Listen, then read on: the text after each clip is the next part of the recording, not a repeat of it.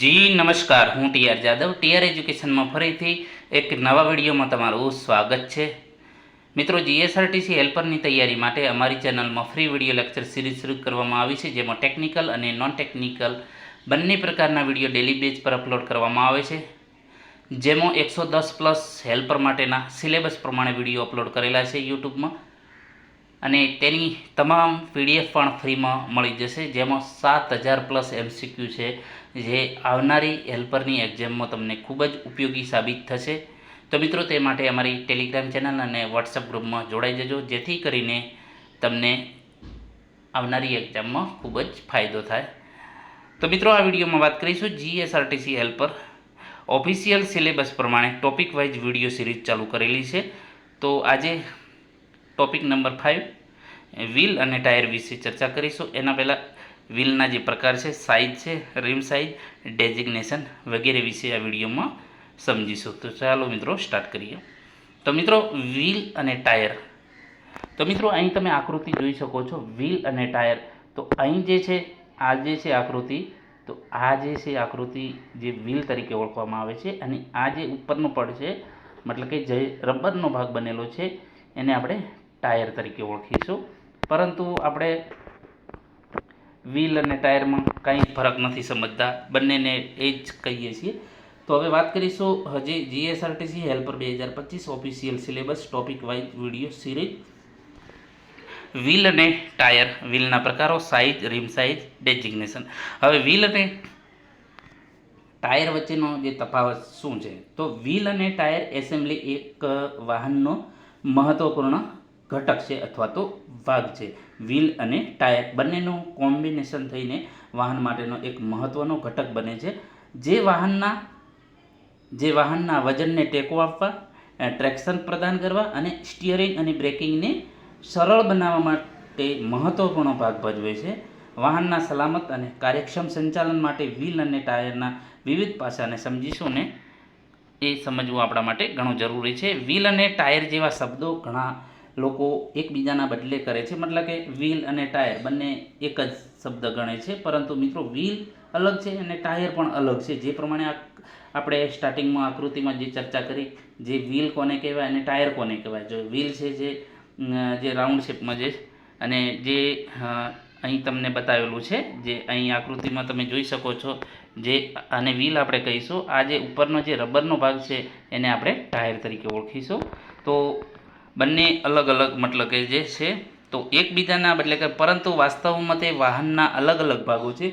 Wheel એક નક્કર ગોળાકાર સ્ટ્રક્ચર છે, જે આપણે જોયું આકૃતિમાં, જે વાહનના હબ સાથે જોડાયેલું છે, વાહનના હબ સાથે જોડાયેલો છે અને વાહનને ગતિશીલ રાખવા માટે ફરે છે. જ્યારે ટાયર એ રબરનું આવરણ છે, જે અહીં જોઈ શકીએ છીએ આપણે, જે આકૃતિમાં જે આ વ્હીલ છે એની ઉપર જે રબરનું આવરણ ચડાવેલું હોય છે, તો એને આપણે ટાયર કહીશું.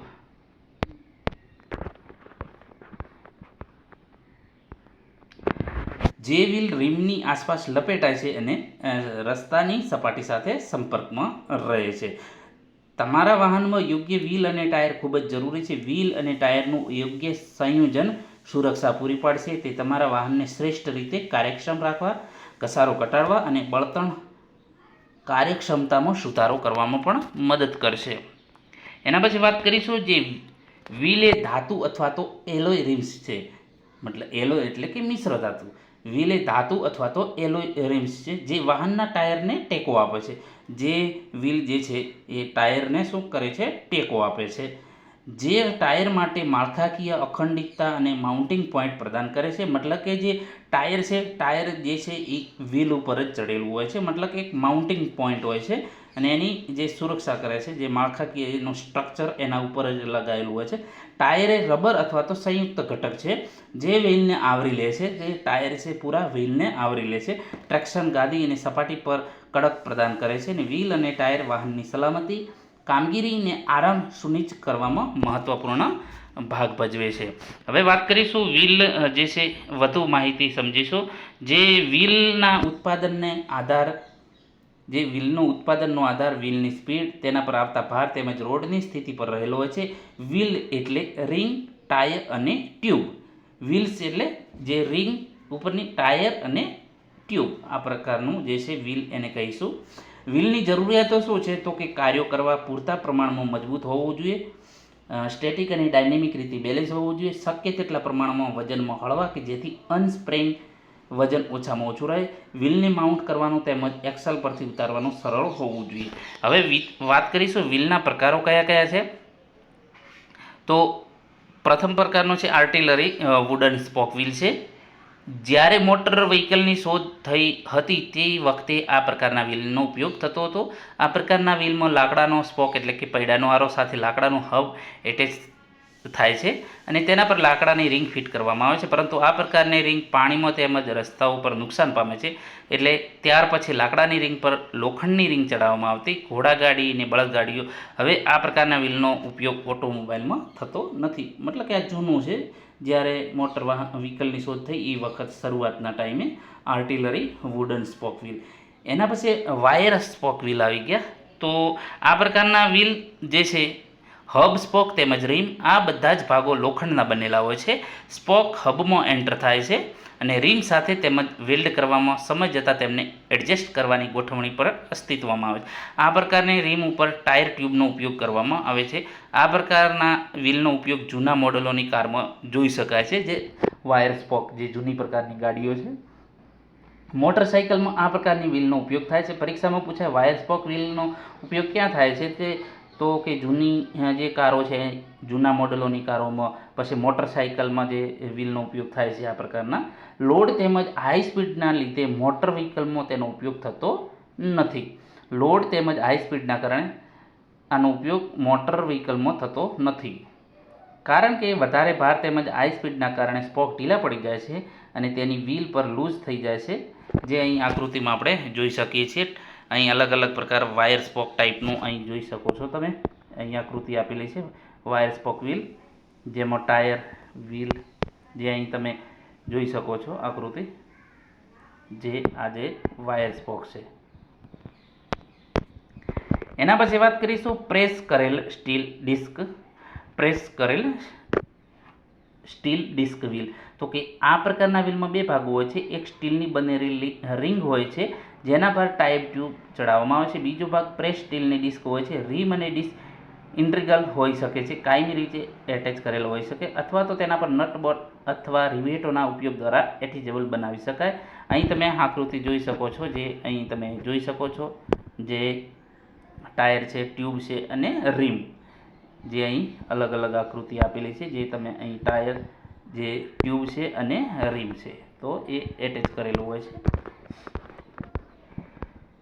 આ પ્રકારના વ્હીલનો જે છે ઉપયોગ હળવા મોટર વ્હીકલમાં થતો હોય છે.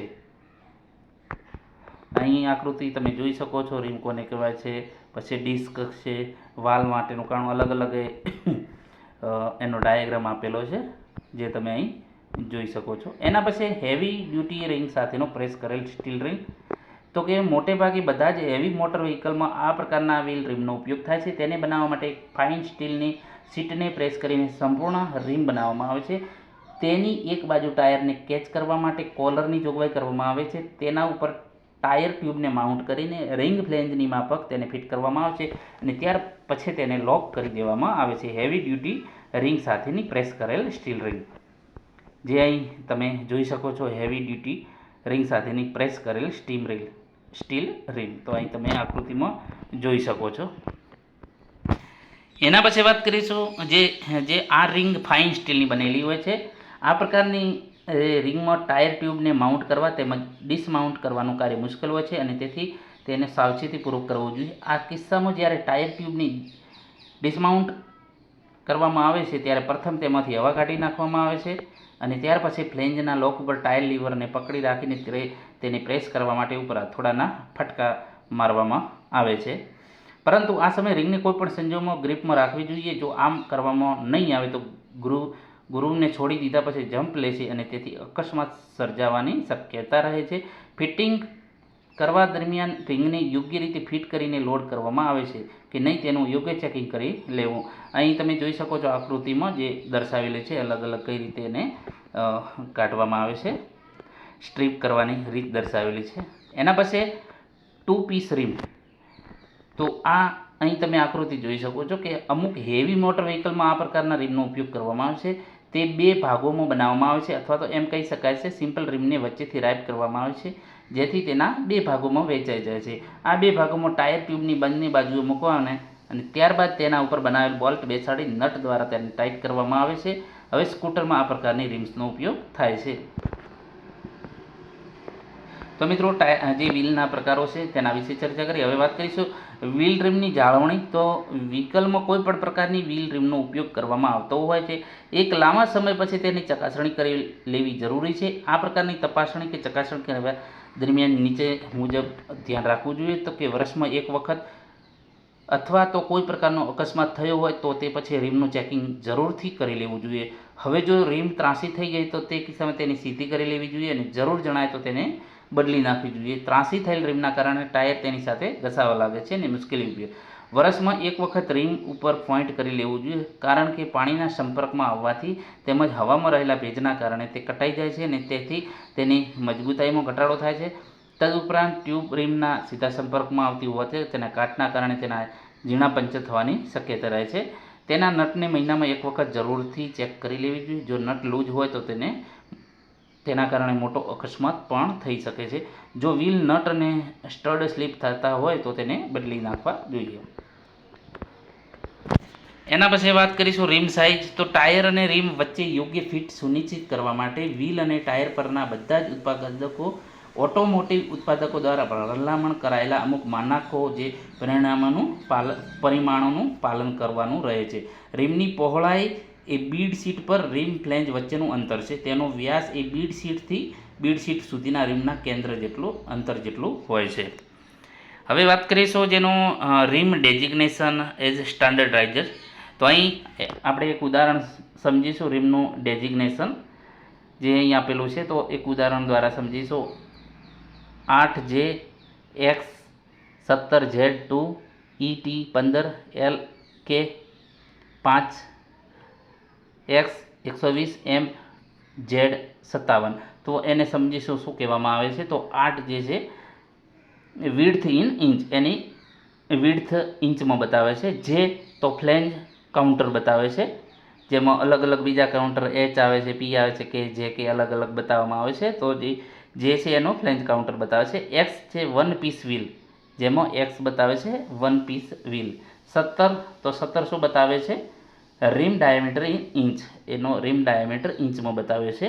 એના પછી H2 તો in this case hump on both side, hump on both side, બંને બાજુ હમ્પ હોય છે. એના પછી ET 15 તો કે wheel offset plus 15 mm, wheel offset 15 mm. એના પછી LK તો બોલ્ટ સર્કલ ઓફ વ્હીલનું જે બોલ્ટ સર્કલ છે LK ને દર્શાવવામાં આવે છે.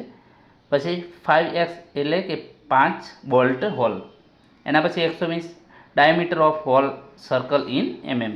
MZ શું બતાવે છે? તો centre hole centring in mm. બરાબર. તો મિત્રો જે અહીં જે છે ઉદાહરણમાં આપણે MZ 57 બતાવવામાં આવે છે. તો MZ એની જે છે centre hole centring in mm.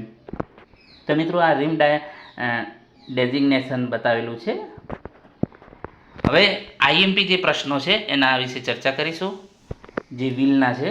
Tyre વિશે મિત્રો બીજો એનો જે ટોપિક 6માં બતાવ્યો છે. તો ટાયર વિશે વધુ માહિતી, એના વિશે ટાયરના પ્રકારો છે, એનું કન્સ્ટ્રક્શન છે, એ બધું નેક્સ્ટ વિડીયોમાં આવશે, જે 6થા નંબરનું ચેપ્ટર છે એમાં જોઈશું.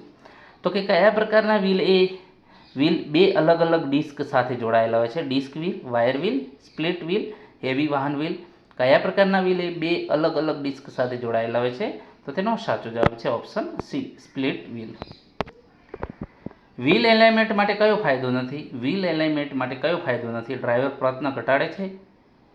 એના પછી વળ્યા પછી સેલ્ફ સેન્ટરિંગ પ્રાપ્ત કરે છે. ટાયરનો ઘસારો ઓછો કરે છે. સરળ ટોર્ક ટ્રાન્સમિશન પ્રાપ્ત કરે છે. તો વ્હીલ એલાઇનમેન્ટ માટે કયો ફાયદો નથી? તો ઓપ્શન ડી સાચો જવાબ છે. નેક્સ્ટ, વ્હીલ ગોઠવણીમાં કેસ્ટરનો હેતુ શું છે? ટાયરનો ઘસારો ઘટાડવા, દિશાત્મક સ્થિરતા તથા નિયંત્રણ જાળવવા માટે, અસામાન્ય કંપન ઘટાડવા, સ્ટેરિંગ ટોર્ક ઇનપુટને વોલ્ટેજ સિગ્નલમાં ફેરવા. તો તેનો સાચો જવાબ છે ઓપ્શન બી, દિશાત્મક સ્થિરતા અને નિયંત્રણ જાળવવા માટે. વ્હીલ બાંધકામમાં રીમનું શું કાર્ય છે? વ્હીલ બાંધકામમાં રીમનું શું કાર્ય છે? ટાયરને યોગ્ય સ્થિતિમાં પકડી રાખે છે, એક્સલને ટેકો આપે છે, સમાન રૂપે લોડનું વિતરણ કરે છે તમામ. તો તેનો સાચો જવાબ છે ઓપ્શન એ. નેક્સ્ટ, વ્હીલમાં સ્પોક્સનો હેતુ શું છે? પ્રીલોડ સમાન રૂપે વિતરણ કરે છે, વાહનની દિશાત્મક સ્થિરતા પ્રદાન કરે છે, રીમની સચોટ ગોળાઈ પ્રદાન કરે છે, વાહનની ચેસિસ ફ્રેમને સપોર્ટ કરે છે. તો વ્હીલમાં સ્પોક્સનો હેતુ છે રીમની સચોટ ગોળાઈ પ્રદાન કરે છે.